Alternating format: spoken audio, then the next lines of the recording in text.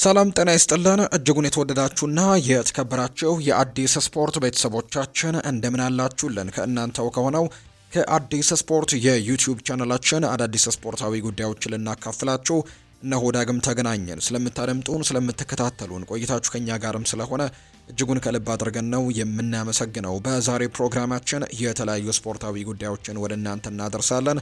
ከነዚህ መካከል ትልልቆቹን የአውሮፓ ክለቦች የተመለከቱ እጅግ በርከት ያሉ ስፖርታዊ ጉዳዮችን ወደ እናንተ እያደረስን ቆይታን የምናደርግ ነው የሚሆነው። በተለይ ማንቸስተር ዩናይትድን፣ አርሰናልን፣ ቸልሲን፣ ሊቨርፑልን እና ሌሎችም የአውሮፓ ታላላቅ ክለቦችን የተመለከቱ እጅግ በርከት ያሉ ስፖርታዊ ጉዳዮች ይነሳሉ። እነሱን መረጃዎች ወደ እናንተ እያደረስን ቆይታን የምናደርግ ይሆናል። እስከ ፕሮግራማችን ፍጻሜ ድረስ አብራችሁኝ እንድትቆዩ በአክብሮት ጋብዛለሁ።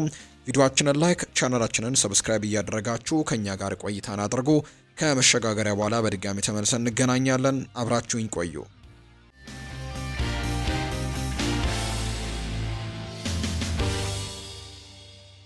ማንቸስተር ዩናይትድን የተመለከቱ መረጃዎችን በማስቀደም እንጀምር። የቤንጃሚን ሼስኮ ወኪል ተጫዋቹ ወደ ሜዳ ለመመለስ ከተጠበቀው ጊዜም በቶሎ ሊመጣ እንደሚችል ይፋ አድርጓል። ወኪሉ እንግዲህ አሰልጣኝ ሩበን አሞሪም ይደግፋልና ማንቸስተር ዩናይትድ በሁለት ዓመታት ውስጥም ከፍተኛ ቦታዎችን ለማግኘት ሊወዳደር እንደሚችል ነው የተናገረው። ሩበን አሞሪም ሀቀኛ ተሰጥኦ ያለውና ድንቅ አሰልጣኝም ሲል ጭምር ነው የቤንጃሚን ሼስኮ ወኪል እየተናገረ የሚገኘውና ተጫዋቹም እንግዲህ ጉዳት ላይ እንደሚገኝ ይታወቃል። ባለፉት ጥቂት ጨዋታዎችም ማንቸስተር ዩናይትድን ማገልገል አልቻለም። በተለይ በቶትናሙ ጨዋታ ከሚኪ ቫን ደ ቬን ጋር በነበረው እንግዲህ ግጭት ጉዳት ደርሶበት እንደነበር እናስታውሳለን እና ከዛ በኋላ ዩናይትድን ማገልገል አልቻለም። ላለፉት ሳምንታትም በጉዳት ምክንያት ከዚህ ቡድን ጋር እንዳልነበር እናስታውሳለን። አሁን ግን በቅርቡ ሊመለስ እንደሚችል ነው ወኪሉ የተናገረውና ከተጠበቀው ጊዜም ቀደም ብሎ ወደ ሜዳ ሊመጣ እንደሚችል ጭምር ያምናል። ዩናይትድን በሚቀጥሉት 2 ዓመታት ውስጥ ወደ ትልቁ ደረጃው ሊመለስ እንደሚችል ግምቱን እንዳስቀመጠና አሰልጣኙን ጭምር እንደሚያምነው ጭምር ነው የተናገረው የቤንጃሚን ሼስኮ ወኪል ሲናገር። ትላንትና ማንቸስተር ዩናይትድ ከወልቨርሃምፕተን ወንደረርስ ጋር ጨዋታ ማድረጉ ይታወሳል። 4-1 በሆነ ውጤት ማሸነፋቸውንም እናስታውሳለን። ከጨዋታዎቹና ከውጤቶቹ ጋር በተያያዘ ሰፋ ያሉ ፕሮግራሞችን በጠዋቱ የስፖርት የመረጃ ሰዓታችን አንስተን እንደነበር የምናስታውሰው ነው። የተለያዩ ርዕሰ ጉዳዮችን ደግሞ አንስተናል። ብሩኖ ሚጌል ፈርናንዴዝ በፕሪሚየር ሊጉ ባደረጋቸው ያለፉት 5 ከሜዳ ውጪ ጨዋታዎች ላይ 5 አሲስቶችን ማድረግ እንደቻለ ተመልክተናል። በፕሪሚየር ሊግ ታሪክ ከሜዳ ውጭ በተደረጉ 5 ተከታታይ ጨዋታዎች ላይ 5 አሲስቶችን ማድረግ የቻሉ ተጫዋቾች ከዚህ በፊት 5 ናቸው። የብሩኖ የትላንትናውን ጨምሮ ማለት ነው። ከዚህ በፊት የሌስተር ሲቲ 2003 ላይ የነበረው ሙዚ ሌዚት የተባለ ተጫዋች ይህን ነገር አድርጎ ነበር። ከዛ በተጨማሪ ስፔናዊው ሴስ ፋብሬጋስ በቼልሲ ቤት 2015 ላይ በ5 ተከታታይ ጨዋታዎች ላይ 5 አሲስቶችን ከሜዳ ውጪ ማድረግ መቻሉን እናስታውሳለን። ሌላኛው ጄራርድ ዶሌፌዮ ነው። ይህ ተጫዋችም በኤቨርተን 2015 ላይ ይህንን ታሪክ አድርጎት ያውቃል። መሐመድ ሳላህ ደግሞ በ2023 የውድድር ዓመት ለሊቨርፑል 5 ተከታታይ አሲስቶችን በ5 ከሜዳ ውጪ ጨዋታዎች ላይ አድርጎ ነበር። ብሩኖ ደግሞ ትናንትና ማድረጉን ተከትሎ ይህንን ሪከርድ መጋራት የተቻለ 5ኛው ተጫዋች አድርጎታልና እነዚህ 5 ተጫዋቾች ብቻ ናቸው በታሪክ ይህንን ሪከርድ መያዝ የቻሉት። በፕሪሚየር ሊግ ታሪክ ከሜዳ ውጭ በተደረጉ 5 ተከታታይ ጨዋታዎች ላይ 5 አሲስቶችን ማድረግ የቻሉ ተጫዋቾች። ብሩኖ ፈርናንዴዝ ማንቸስተር ዩናይትድን ከተቀላቀለበት ጊዜ አንስቶ ደግሞ በአጠቃላይ በሁሉም ውድድሮች ያደረጋቸውን ነገሮች እንመልከት። ለማንቸስተር ዩናይትድ እንግዲህ ከተቀላቀለበት ጊዜ ጀምሮ 306 ጨዋታዎችን ማድረግ የቻለ ተጫዋች ነው። 102 ጎሎችን ማስቆጠር ችሏል። በአንጻሩ ደግሞ 92 አሲስቶችን ለማንቸስተር ዩናይትድ ማድረግ ችሏል። በአጠቃላይ 194 የጎል ተሳትፎዎችን ፖርቱጋላዊ ተጫዋች አድርጓል። የሚበለጠው ደግሞ በሮናልዶ ብቻ ነው ጎል በማስቆጠር። ክሪስቲያኖ ሮናልዶ ፖርቱጋላዊ ተጫዋች በመሆን በማንቸስተር ዩናይትድ ማሊያ በርካታ ግቦችን ያስቆጠረው ተጫዋች ነው። ብሩኖ ፈርናንዴዝ በፕሪሚየር ሊጉ ታሪክ ፖርቱጋላዊ ተጫዋች ሆኖ በፕሪሚየር ሊጉ ብዙ ጎሎችን በማስቆጠር ከክሪስቲያኖ ሮናልዶ በመቀጠልም በሁለተኛ ደረጃ ላይ የተቀመጠ ተጫዋች ነው። ብሩኖ ለማንቸስተር ዩናይትድ በፕሪሚየር ሊጉ ያስቆጠረው የሊግ ጎል ብዛት ወይም ደግሞ በፕሪሚየር ሊጉ ብቻ 66 ግቦችን ነው ማስቆጠር እየቻለው፣ በሮናልዶ ብቻ እንደሚበለጥ ነው ቁጥሮች የሚያሳዩት። በአውሮፓ 5ቱ ታላላቅ ሊጎች ውስጥ ከብሩኖ ፈርናንዴዝ በላይ አሲስት ማስመዝገብ የቻሉት 2 ተጫዋቾች ብቻ እንደሆኑ የሚያሳዩ ቁጥሮችም እየወጡ ይገኛሉ።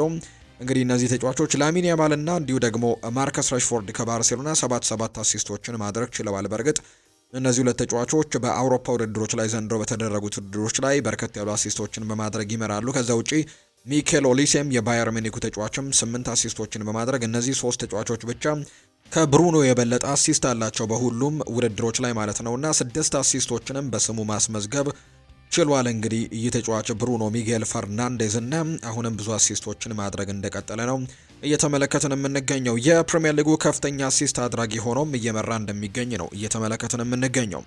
ብሩኖ ፈርናንዴስ ማንቸስተር ዩናይትድን ከተቀላቀለ ጊዜ አንስቶ በአንድ የፕሪሚየር ሊግ ጨዋታ ጎልም አሲስትም ብዙ ጊዜ በማድረግም ከኬቨን ደብሮይና እና ከሞሐመድ ሳላህ ብቻ ነው የሚበለጠው።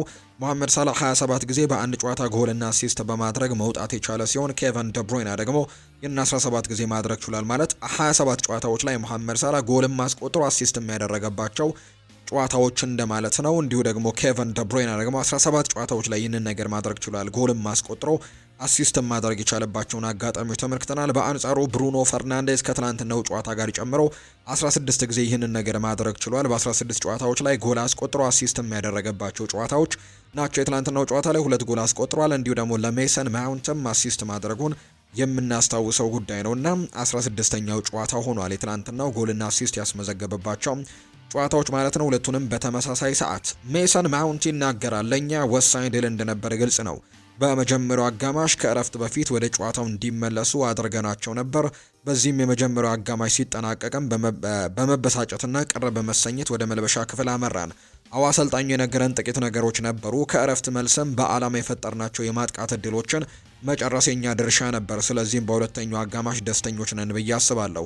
በከፊልም ቢሆን በመጀመሪያው አጋማሽ ደስተኛ አልነበርንም ይሰማኛል። በአጠቃላይ ግን በዚህ ደስተኛ ነኝ ሲልም ጭምር ነው የተደመጠው። ሜሰን ማውንት ነው ይህንን ሀሳብ የሰጠው።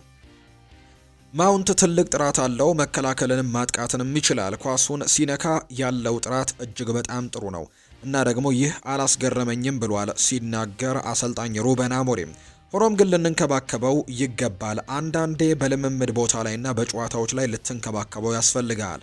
ሆኖም ግን ስታንጸው ይህ ነገር ይፈጠራል ሲልም ጭምር ነው የተናገረው። የማውንት ነገር ከሉክሾ ጋር ተመሳሳይ ነው። እርሱም እንዲህ አይነት ነገሮችን በመገንባትም የክለቡ ወሳኝ ተጫዋችም ይሆናል ሲል ጭምር ነው ሩበን አሞሪም እየተናገረ የሚገኘውና ለሜሰን ማውንትም እጅግ በጣም አስደናቂ ነገሮችን እንዳደረገ ወይም ደግሞ ሜሰን ማውንት እጅግ በጣም ድንቅ ተጫዋች እንደሆነ ጭምር ነው ሩበን አሞሪም የተናገረው። በእርግጥ ተጫዋቹ በተለያዩ ሲስተሞች ላይ የሚስማማ አይነት ተጫዋች እንደሆነ በርካታ አሰልጣኞች ይመሰክሩለታል ሜሰን ማውንት እና አሁንም በማንቸስተር ዩናይትድ ቤት ጥሩ ጊዜያቶች እንዳሉት ነው መረጃዎች የሚያሳዩት።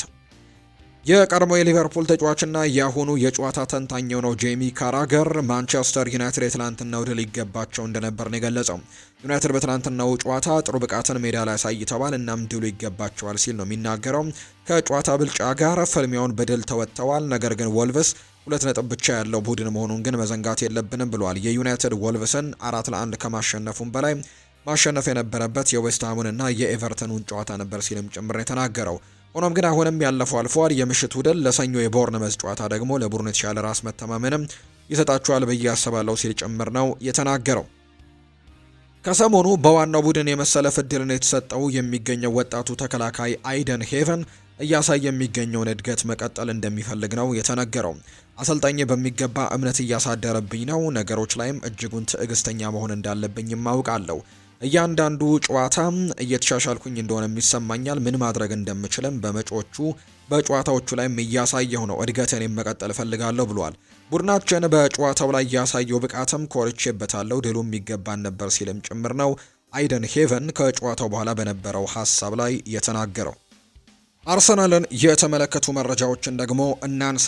ካርሎ አንቸሎቲ ስለ ፕሪሚየር ሊጉ ጥያቄ ቀርቦላቸው ነበር። የዘንድሮን የፕሪሚየር ሊግ ዋንጫ ማን ያሸንፋል የሚል ጥያቄ ቀርቦላቸው ነበር። አርሰናል ሲሉ ነው ምላሻቸውን የሰጡት። የፕሪሚየር ሊጉ ደጋፊ ነኝ፣ እናም ደግሞ በጥሩ ሁኔታ ላይ ደግሞ እንደጀመሩ አርሰናሎችን ማስባለሁ ሲልም ጭምር ነው የተናገረው። ጠንካራ ቡድን ገንብተዋል። በእርግጥም አርሰናልን ያልኩት ማጋሌሽ እዛ ስላለኝ ነው። ቶትናምን የምደግፈው በሪቻርልሰን ምክንያት ነው። የብራዚል ተጫዋቾችን እደግፋለሁ ሲልም ጭምር ነው ካርሎ አንቸሎቲ የተናገረውና እንግዲህ አርሰናል ግን የዘንድሮን ዋንጫ የማሸነፍ ትልቅ እድል እንዳለውና ፕሪሚየር ሊጉንም በጥሩ ሁኔታ ዘንድሮ እንደጀመሩት ጭምር ነው አሰልጣኝ ካርሎ አንቸሎቲ እየተናገሩ እንደሚገኙ ዘገባዎቹ እየወጡ የሚገኙትና ካርሎ አንቸሎቲም ይህንን ሀሳብ መስጠታቸው ነው የተገለጸው። ሌላኛው ከአርሰናል ጋር የሚነሳው ጉዳይ ክሪስቲያን ሞስኩዌራ በጥር ወር ከኢንተር ሚላን እና ከኤፍሲ ካይራት ጋርም ለሚደረገው የመጨረሻዎቹ 2 ጨዋታዎች ላይ በጊዜው ሊያገግም ይችላል የሚሉ ተስፋዎች እንዳሉ ነው እየተነገረ የሚገኘው። ተጫዋቹ እንግዲህ ባለፈው ጨዋታ ላይ በጉዳት ምክንያት ተቀይሮ ሲወጣ እንደነበር የምናስታውሰው ጉዳይ ነው። ነገር ግን ተጫዋቹ በቅርብ ጊዜ ውስጥ ሊመለስ እንደሚችል እንደውም አንዳንድ ዘገቦች ከ6 እስከ 8 ሳምንታት አርሰናልን ላያገለግል ይችላል የሚሉ መረጃዎች በትልቁ ሲያጋሩ እንደነበር እናስታውሳለን። በቅርቡ ግን ሊመለስ እንደሚችል የሚያሳዩ ፍንጮችንም ሚረር ፉትቦል የተባለው የመረጃ ምንጭ እየገለጸ ይገኛል እና ይህ ተጫዋች ከጉዳቱ በቅርቡ ሊያገግም እንደሚችል የሚያሳዩ መረጃዎች ናቸው በትልቁ እየወጡ የሚገኙት። ሊቨርፑልን የተመለከተ መረጃን ደግሞ ወደ እናንተ እናደርስ። እንግዲህ የአውሮፓ ቻምፒየንስ ሊግ ወሳኝ ጨዋታም ዛሬ ያደርጋሉ። ኢንተር ሚላንና ሊቨርፑል ደግሞ ሁለቱ ተጋጣሚዎች እንደሆኑ ይታወቃል። ዛሬ እንግዲህ በጣም ተጠባቂ ጨዋታ ነው የሚደረገው በኢንተር ሚላንና በሊቨርፑል መካከል ማለት ነውና ይህ ጨዋታ ምሽት 5 ሰዓት ሲል የሚደረግ መርሃ ግብር ነው። የመጫወቻው ሜዳ ደግሞ ሳንሲሮ ጁሴፔ ማይዛ ስቴዲየም እንደሆነ ነው መረጃዎች የሚያሳዩት። ይህንን ጨዋታ በመሃል ዳኝነት ፍሌክሲ ዦዋየር እንደሚመሩት ዘገባዎች ወጥተዋል። ከጨዋታው ጋር በተያያዘ አንዳንድ ጉዳዮችን እናንሳ። እርግጥ ነው በርካቶች እንደሚያስቡት ይህ ጨዋታ በተለይ ለአሰልጣኝ አርነ ስሎት ወሳኝ ይሆናል ተብሎ ይታሰባል። በዚህ የውድድር ዓመት ያልተጠበቀ ውጤትን ነው እያስመዘገቡ የሚገኙት። አምና እንግዲህ በመጀመሪያው ዓመታቸው በተለይ የየርገን ክሎፕ ጥላ ያለበት ቡድን እንደሆነ ይታወቃል። እና የርገን ክሎፕ የለቀቁትን ቡድን እንግዲህ አሰልጣኝ አርነ ስሎት እንዴት መጠገን ይችላል ወይም ደግሞ እንዴት ያንን ቡድን በየርገን ክሎፕ ስር የነበረውን ሜንታሊቲ ማስቀጠል ይችላሉ የሚለው ነገር በትልቁ ሲነሳ ነበር። ምክንያቱም የርገን ክሎፕ ይህንን ቡድን በጣም በትልቁ ደረጃ ሰርተውት እንደወጡ የሚታወስ ጉዳይ ነው እና ከአሰልጣኝ የርገን ክሎፕ ጋር መለየትም ለሊቨርፑል በጣም ከባድ እንደነበር እናስታውሳለን። ያንን እንግዲህ በስሜት የተጎዳውን ቡድን እንዴት አርኔ ስሎት ጠግነው ውድድር ዓመቱን እንዴት ያደርጉታል የሚለው ነገር በትልቁ የሚጠበቅ ነበር። በዝውውር መስኮቱ ላይም ያን ያክል ትልቅ እንግዲህ የነቃ ተሳትፎን ያላደረጉበትንም ጊዜ የምናስታውሰው ነው እነ ፌዴሪኮ ኪየዛን ከመጨመር ውጪ። ነገር ግን በዛ የውድድር ዓመት ላይ ሳይታሰቡ ፕሪሚየር ሊጉን ማሸነፍ የቻሉበትን ዓመት እንደነበር እናስታውሳለን። ነገር ግን አሰልጣኝ አርኔ ስሎት ላይ አንዳንድ ጥያቄዎች መነሳት የጀመሩት ከአምናው የውድድር ዓመት መጨረሻ ጀምሮ ነው። ምንም እንኳን ቡድኑ ሻምፒዮን የነበረ ቢሆንም ግን ከመጨረሻዎቹ ጊዜያቶች ጀምሮ ግን ተደጋጋሚ ሽንፈቶች የገጠመባቸውን አጋጣሚ ተመልክተናል። ቀደም ብለው ማረጋገጣቸው በትልቁ እንደጠቀማቸው የምናስታውሰው ጉዳይ ነው።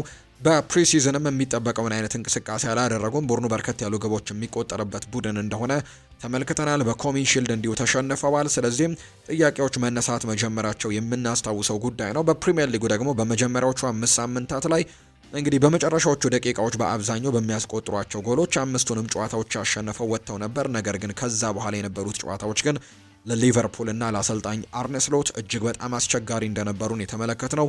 በዝውውር መስኮቱ ሊቨርፑል በጣም ጠንካራ የሚባሉ ተጫዋቾችን በተለያዩ ቦታዎች ላይ ራሳቸውን ያስመሰከሩ ተጫዋቾችን ያመጣበት የዝውውር መስኮት ነው። ፍሎሪያን ቨርትስ የጀርመን ቡንደስሊጋው ምርጡ ተጫዋች በጣም እንግዲህ በርከት ያሉ ገንዘቦች ፈሰውበት የመጣ ተጫዋች እንደሆነ ይታወቃል። አሌክዛንደር ኢሳክ፣ ሁጎ ኤኪቲኬ፣ ሜሎስ ኪርኬስ፣ ሌሎችም እነ ጀረሚ ፍሬምፖንግን ጨምሮ በጣም ጥሩ የሚባሉ ስም ያላቸው ተጫዋቾችን በክረምቱ ቀላቅለዋል። ነገር ግን የሚጠበቀውን ውጤት ግን ማምጣት እንዳልቻሉ እየተመለከትን እንገኛለን እና ሰሞኑን ደግሞ በተለይ ከሞሐመድ ሰላህ ጋር የሚገቡበት ሰጥ አገባን ቡድኑ ለሁለት እንደከፈለው የሚታወቅ ጉዳይ ነውና የዛሬው ጨዋታ ከኢንተር ሚላን ጋር የሚደረገው መርሃ ግብር ለአሰልጣኝ አርነ ስሎት እጅጉን በጣም ወሳኝ ይሆናል ተብሎ የሚጠበቅ ጨዋታ ነው የሚሆነው። ዛሬ እንግዲህ ጨዋታ ምሽት 5 ሰዓት ሲል ይደረጋል። ሊቨርፑል እንግዲህ ለመጨረሻ ጊዜ ባደረገው የአውሮፓ ቻምፒየንስ ሊግ ጨዋታ በፒኤስቪ አይንድሆቨን በሜዳውና በደጋፊው ፊት በአንፊልድ 4-1 በሆነ አሰቃቂ ሽንፈት መሸነፉን እናስታውሳለን። እናም በአጠቃላይ ካደረጋቸው ያለፉት 5 ጨዋታዎች ደግሞ አንዱን ብቻ ነው ማሸነፍ የቻለው። በአንጻሩ የዛሬው ተጋጣሚያቸው ኢንተር ሚላን ግን ጠንካራ አቋም ላይ የሚገኝ ቡድን ነው። የመጨረሻም የአውሮፓ ቻምፒየንስ ሊግ መርሃ ግብራቸው ከአትሌቲኮ ማድሪድ ጋር ያደረጉት ጨዋታ ነበር። ምንም እንኳን በሽንፈት አጠናቀዋል። 2-1 በሆነ ውጤት ሽንፈት ደርሶባቸው እንደነበር እናስታውሳለን። በዚህም ካደረጓቸው ያለፉት 5 ጨዋታዎች ደግሞ 3ቱን ማሸነፍ የቻሉበት አጋጣሚም እንደነበር ነው የምናስታውሰውና ያለፉትን 5 ጨዋታዎች። ስለዚህ በጥሩ ሁኔታ ላይ ነው የሚገኘው። በሳምንቱ መጨረሻም የሴስ ፋብሬጋሱን ኮሞን 4-0 በሆነ ውጤት ማሸነፍ የቻለበት ውጤትንም አስመዝግቦ ነው ወደ ዛሬው ጨዋታ የመጣው። እነዚህ ሁለት ክለቦች እንግዲህ ሊቨርፑል በሁሉም የውድድር መድረክ ከኢንተር ሚላን ጋር 6 ጊዜ የተገናኘ ሲሆን 4 ጊዜም ሊቨርፑል ማሸነፍ ሲችል በሁለት ጨዋታዎች ደግሞ የተሸነፉበትን አጋጣሚን የተመለከት ነው። ከኢንተር ሚላን ጋር ያላቸው ቁጥራዊ መረጃን ከተመለከትን 6 ጨዋታዎችን ነው በአጠቃላይ ያደረጉት። 4ቱን ሊቨርፑል አሸንፈዋል። ምንም አይነት ጨዋታ ባቸው ውጤት አላጠናቀቁም። ሁለቱን ጨዋታዎች ደግሞ እንዲሁ ማሸነፍ የቻሉት ኢንተር ሚላኖች እንደሆኑ ነው የተመለከት ነው። እንግዲህ ከቡድንና ከግምታዊ አስተላለፍ ጋር በተያያዘ የተለያዩ መረጃዎች እየወጡ ይገኛሉ። በሊቨርፑል በኩል ጂኦቫኒ ሊዮን፣ ባጀቲች እና ጀረሚ ፍሪምፖንግ በዛሬው ጨዋታ ላይ አይኖሩም ተብሏል። በተለይ ዲየጎ ሊዮን በረጅም ጊዜ ጉዳት ጂኦቫኒ ሊዮን ረጅም ጊዜ ጉዳት ምክንያት እንግዲህ የዛሬውን ጨዋታ ጨምሮ በርከት ያሉ ጨዋታዎች እንደማይኖር ይታወቃል። የጀረሚ ፍሬምፖንግ ጉዳትም በቅርቡ ይመለሳል የሚሉ ግምቶች ናቸው እየወጡ የሚገኙት። በዛሬው ጨዋታ ላይ አሰልጣኝ አርነ ስሎት እንግዲህ በዚህኛው ጨዋታ ላይ መሐመድ ሳላህም በዲሲፕሊን ምክንያት በጨዋታው ላይ እንደሌለና እንዲሁ ደግሞ ሌላኛው ኮዲ ማቲያስ ጋክፖም በዛሬው ጨዋታ በጉዳት ምክንያት እንደማይኖር የተረጋገጠ ጉዳይ ነው። ስለዚህ በዛሬው ጨዋታ ላይ ምናልባት አሰልጣኝ አርነ ስሎት በግብ ጠባቂነት አሊሰን ቤከርን ይጠቀማሉ። ኮነር ብራድላይ፣ ኢብራሂማ ኮናቴ፣ ቨርጂል ቫን ዳይክ እና አንድሪው ሮበርትሰንን በተከላካይ ስፍራ ላይ የመጠቀም እድል ይኖራቸዋል ተብሎ ይታሰባል። አሌክሲ ማካሊስተር እና ሪያ ግራቨንበርችን ከዶሚኒክ ሶቦስላይ፣ ፍሎሪያን ቨርትስ፣ ሁጎ ኤኪቲኬ እና አሌክዛንደር ኢሳክ ጋር በዛሬው ጨዋታ ላይ የመጠቀም እድል ይኖራቸዋል ተብሎ ነው የሚታሰበው። በኢንተር ሚላን በኩል በጉዳት ምክንያት ከዛሬው ጨዋታ ላይ የማይኖሩ ተጫዋቾች ደንዘል ደምፍሪስ፣ ዳርሚያን ዢናሮ እንዲሁ ደግሞ የአካንጂ መኖርና ለመኖር ያልተረጋገጠ ጉዳይ ነው። 3-5-2ን ይጠቀማሉ አሰልጣኙም። በግብ ጠባቂነት ያን ሶመር ይኖራል። እንግዲህ አካንጂ የሚኖር ከሆነ ዛሬ እንግዲህ አካንጂን ከቢሴክ እና ከባስቶኒ ጋር ይጠቀማሉ ተብሎ ይታሰባል። አጉስቶ ባሬላ፣ ቻናኖግሉ፣ ዜሌንስኪ እና ዲማርኮ እንዲሁ ይኖራሉ። ከዛ በተጨማሪ ማርከስ ቱራም እና እንዲሁ ደግሞ ላውታሮ ማርቲኔስ በዛሬው ጨዋታ ላይ የመኖር እድላቸው ሰፊ እንደሚሆን ነው ዘገባዎች እየወጡ የሚገኙት። ይህ ጨዋታ ለሊቨርፑል በጣም ወሳኝ ነው ተብሎ ይታሰባል። ጨዋታው ምሽት 5 ሰዓት ሲል በሚደረግ መርሃ ግብር ነው። በጣሊያን በሳንሴሮ ጁሴፔ ማይዛ የሚደረግ መርሃ ግብር ነው። አሊሰን ቤከር ከሙሐመድ ሳላህ ጋር አያይዞም በርከት ያሉ ጉዳዮችን አንስቷል። ሳላህን ለ9 ዓመታት ያክል አውቀዋለሁ፣ ጓደኛሞች ነን፣ በጣም እንቀራረባለን። በዚህ ክለብ ውስጥም ሌጀንድ የሚያስብለው ስራን ሰርቷል። ነገር ግን በእግር ኳስ ዓለም ለማማረር ጊዜ የለንም። እንግዲህ የሙሐመድ ሳላህ የመቅረቱ ምክንያት የራሱ ቃላት ናቸው እንጂ ምንም የተለየ ነገር የለም ሲልም ጭምር ነው አሊሰን ቤከር እየተናገረ የሚገኘውና ሙሐመድ ሳላሁን ከቡድኑ ጋር እንደማይገኝ ይታወቃል። ወደ ጣሊያን ከተጓዘው ስብስብ ውስጥም በዲሲፕሊን ምክንያት እንደቀነሱት የሚታወቅ ጉዳይ ነው። አሰልጣኝ አርነ ስሎት ደግሞ ከበላይ አመራሮቹ እንግዲህ ድጋፍ ተሰጥቷቸዋል ተብሏል። ነገር ግን ከበርካቶች ትችት የተሰነዘረባቸውንም አጋጣሚዎች እየተመለከተን እንገኛለንና አሊሰን ቤከር ግን እንግዲህ ምርጥ ጓደኛዬ ነው ሲልም ጭምር ነው ከሙሐመድ ሳላህ ጋር በተያዘ ሀሳቡን እያጋራ የሚገኘው። የማንቸስተር ሲቲን ጉዳዮች ደግሞ እናንሳ። ይሄ ለአርሰናል ትልቅ አሳሳቢ ጉዳይ ነው ብለዋል ጄሚ ካራገር ሲናገር። ምንድነው እንግዲህ ያነሳው ጉዳይ ከፊል ፎደን ጋር በተያዘ ነው።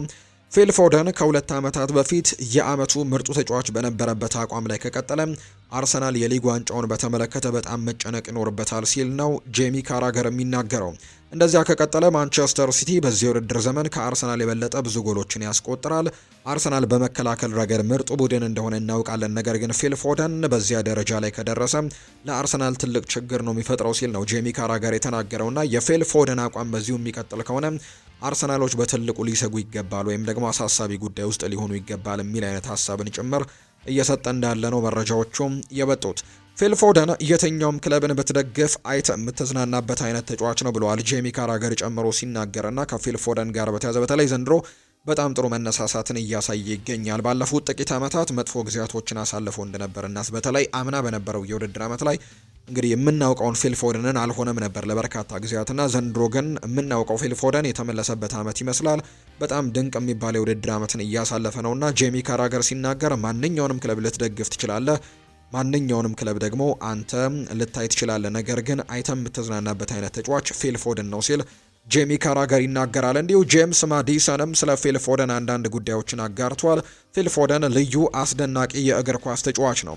ከሱ በላይ ቴክኒካል ብቃት ያለው ተጫዋች ማግኘት በጣም ከባድ ነው። ኳስን በተመለከትኩኝ ቁጥርም እንደሱ ብቃት ያለው ሰው ማግኘትም ከባድ ነው ሲል ይናገራል። እሱ ያለው ጥራት ፊል ባለፈው የውድድር ዓመት የአመቱ ምርጥ ተጫዋች ከተባለ በኋላ ያንን አላስቀጠለም። ምክንያቱም የፈለገውን ይኩን ከሜዳ ውጭ የሚፈጠሩ ነገሮች አሉ። እናም አንዳንድ ጊዜ ደግሞ ሰዎች ይረሱታል ሲልም ጭምር የተናገረው።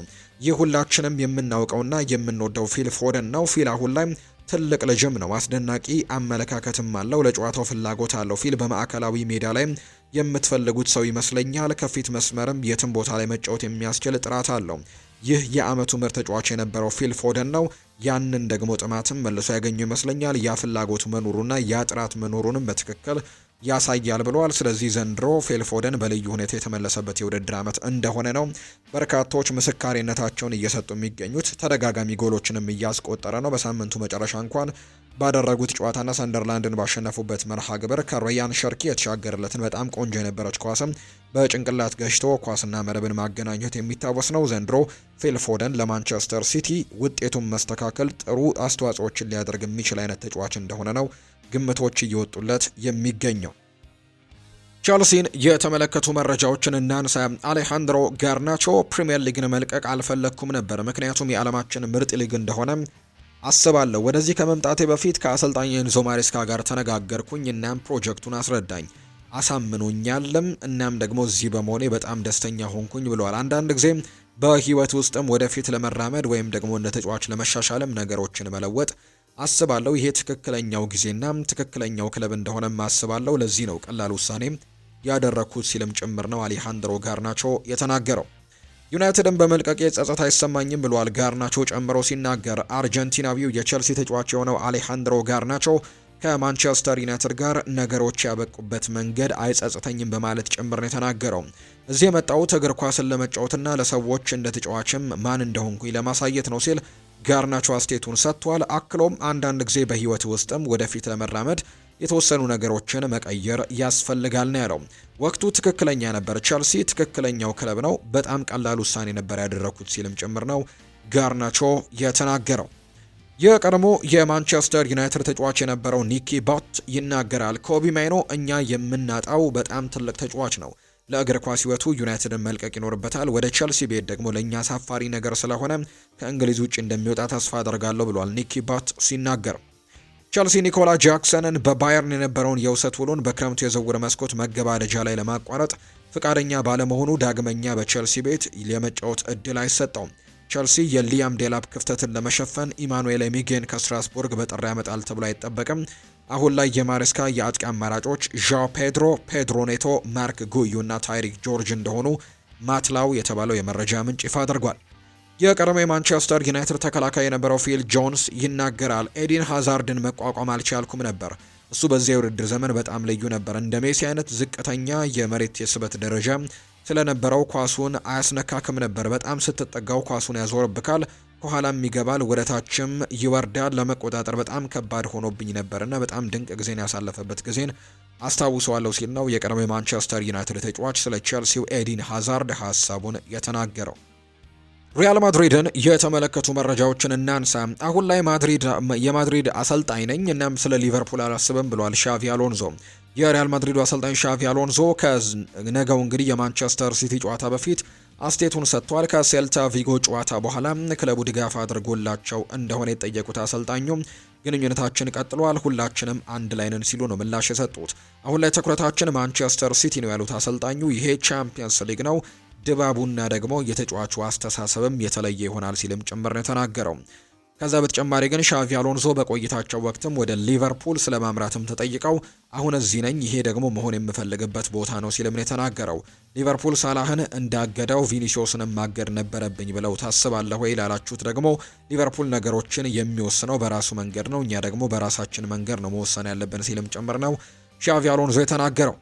ሻቪ አሎንዞ አትሌቲክ ቤልባውን ካሸነፉ ለተጫዋቾች የ2 ቀናት ረፍት እንደሚሰጣቸው ቃል ገብቶላቸው ነበርና ተጫዋቾች ያንን ድል እንዲቀናጁ እንዳነሳሳቸውም ግልጽ ነው። ነገር ግን ክለቡ ለሴልታ ቪጎ ጨዋታ ግን በቂ የልምምድ ጊዜ ሳይኖር ሻቪ እረፍት በመስጠቱ በወቅቱ በፍጹም ደስተኛ አልነበሩም። እናም በሴልታ ቪጎ መሸነፉ ደግሞ ነገሩን አወሳስቦበታል የሚል መረጃ ይፋ ተደርጓል። የሪያል ማድሪድ ዓላማ አሁንም የአሰልጣኝ ለውጥ ከማድረግ ይልቅ ሻቪ አሎንዞን ማቆየት ነው። ነገር ግን ሁኔታው በዘላቂነት መፍትሄ ከሌለው በገና ወራትም ሪያል ማድሪድ የአሰልጣኝ ለውጥ ሊያደርግ ይችላል ተብሎ ነው የሚታሰበው። ይህም እውነታ ነው። ለምሳሌ ያክል ማንቸስተር ሲቲ ሪያል ማድሪድን ቢያሸነፍ ሪያል ማድሪድ አሰልጣኝ ሻቪ አሎንዞን መደገፉን ይቀጥላል ወይ የሚለው ጉዳይ በትልቁ ጥያቄ ይነሳበታል። አሁን ላይ ያለው የክለቡ ብቸኛ ዓላማ ግን ለአሰልጣኙ ድጋፍ መስጠት ነው። በመጨረሻዎቹ ሰዓታት ውስጥ የአንዳንድ አሰልጣኞች ስምም ከሪያል ማድሪድ ጋር ሲነሳ ነበር። ዚነዲን ዚዳን፣ የርገን ክሎፕን የመሳሰሉ ስሞችም ሲነሱ የነበረ ቢሆንም የማውቀው ነገር እነሱ ከጨዋታ ውጭ መሆናቸው ነው ሲልም ጭምር ነው ጆሴፍ ፔድሮል ጋዜጠኛው የተናገረው። ምናልባትም ሻቪ አሎንዞ ከሪያል ማድሪድ የአሰልጣኝነት ኃላፊነቱ ቢሰናበት እንኳን ዚነዲን ዚዳን ተተኪው እንደማይሆን ነው ግልጽ ያደረገው። አሰልጣኝ ሻቪ አሎንዞ ከሪያል ማድሪድ የሚሰናበት ከሆነ አልቫሮ አርቤሎዋ እና ሳንቲያጎ ሶላሬ ክለቡን ዋና አሰልጣኝ እስከሚቀጥር ድረስም እስከ ውድድር ዓመቱ መጨረሻ በጊዜያዊነት ቡድኑ ሊረከቡ እንደሚችሉ ካንዴ ናሴር የተባለ የመረጃ ምንጭ ይፋ አድርጓል። ዚነዲን ዚዳን አሁን ላይ ብቸኛ ትኩረቱ የፈረንሳይ ብሔራዊ ቡድንን ማሰልጠን ነው። ወደ ሪያል ማድሪድ ሊመለስ የሚችልበት እድል የለም። ሻቪ አሎንዞ ነገሮችን በፍጥነት መቀየር ካልቻለ በሚል ክለቡ ሁለት አሰልጣኞችን እየተመለከተ ቢሆንም ሁሉንም እንግዲህ ክለቡን ማሳመን እንዳልቻሉ ነው ጋዜጠኛው ጆርጅ ፒኮን ጨምሮ መረጃውን የተናገረው። የአፍሪካ ዋንጫ ሁለተኛ አንጋፋ ተጫዋች በሞሮኮ እንመልከት። የአፍሪካ ዋንጫ ተሳታፊ ሀገራት በመድረኩ የሚወክሏቸውን የቡድን አባላት ዝርዝር ማሳወቃቸውን ቀጥለዋል። በመድረኩ የምትሳተፈው የደቡብ ምስራቅ አፍሪካዊቷ ሀገር የሆነችው ሞዛምቢክ 25 አባላት ያሉበት ዝርዝርን ይፋ አድርጋለች። በስብስቧም የአማካይ ክፍለ ተጫዋች የሆነው አሊያስ ፔሌምቤ ዶሚኒጌዝ ስሙ እንደተካተተም ነው የተመለከትነው። የዩዲ ሶንጎ ክለብ ተጫዋች የሆነው አማካዩ 42ኛ ዓመቱን የደፈነው ባሳለፍነው ህዳር ወር ነው። ዶሚኒጌዝ በመድረኩ ታሪክም ሁለተኛው አንጋፋ ተጫዋች ያደርገዋል። በአፍሪካ ዋንጫው ከእርሱ የላቀ አንጋፋነት ታሪክ ያለው የግብፁ ግብ ጠባቂ የሆነው ኢሳም ኤል ሀዳሪ ነው። በ2017 የጋቦን የአፍሪካ ዋንጫ ሲጫወት 44 ዓመት ከ21 ቀን እድሜው ላይ ይገኝ ነበር። ሞዛምቢክ በዚህ አፍሪካ ዋንጫ የመጀመሪያ ጨዋታዋን ከወቅቱ ሻምፒዮን ኮት ዲቮር ጋር እንግዲህ ማራካሽ ላይ የምታደርግ ሲሆን ከኮት ዲቮር በተጨማሪ በምትገኝበት ምድብ 6 እንግዲህ ጋቦንንና ካሜሮንም እንደተደለደሉ የምናውቀው ጉዳይ ነውና እንግዲህ ጨዋታቸውን የሚያደርጉ እንደሆነ ነው መረጃዎች የወጡትና ይህ አንጋፋ ተጫዋችም በዚህ አፍሪካ ዋንጫ ላይ ተሳትፎን እንደሚያደርግ ነው የወጣላቸው መርሃ ግብር የሚያሳየው። የተወደዳችሁና የተከበራችሁ ቤተሰቦቻችን ለዛሬ ያዝንላችሁ አዳዲስ ስፖርታዊ ጉዳዮቻችን እነዚህ ነው የሚመስሉት። ስላደመጣችሁን ስለተከታተላችሁን ቆይታችሁ ከኛ ጋር ስለነበር እጅጉን ከልብ አድርገን እናመሰግናለን። ፉአድ ባህሩ የዛሬውን ፕሮግራም እየመራው ከእናንተ ጋር ቆይታን አድርጌያለሁ። በቀጣይ ፕሮግራሞቻችን ሌሎች ስፖርታዊ ጉዳዮችን፣ ሌሎች አዳዲስ መረጃዎችን አካተን በድጋሚ ተመልሰን የምንገናኝ ይሆናል። ስላደመጣችሁኝ፣ ስለተከታተላችሁኝ ቆይታችሁ በሙሉ ከኔ ጋር ስለነበር ግን እጅጉን ላቅ ያለ ምስጋና ለእናንተ ማቅረብ እወዳለሁ። ፉአድ ባህሩ ፕሮግራሙን መራው። በቀጣይ ፕሮግራሞቻችን በድጋሚ እንገናኛለን። መልካም ጊዜ እንዲሆንላችሁ ነው በአክብሮት የምመኘው።